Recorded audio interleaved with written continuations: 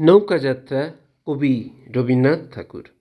মধুমাঝির ওই যে নৌকাখানা বাঁধা আছে রাজগঞ্জের ঘাটে, কারো কোনো কাজে লাগছে না তো, বোঝাই করা আছে কেবল পাটে।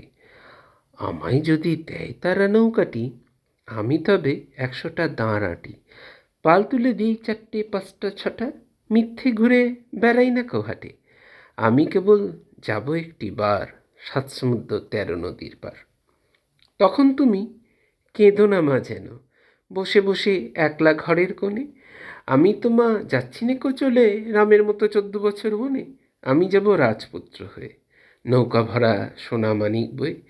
আশুকে আর শ্যামকে নেব সাথে, আমরা শুধু যাব মা 3 জনে।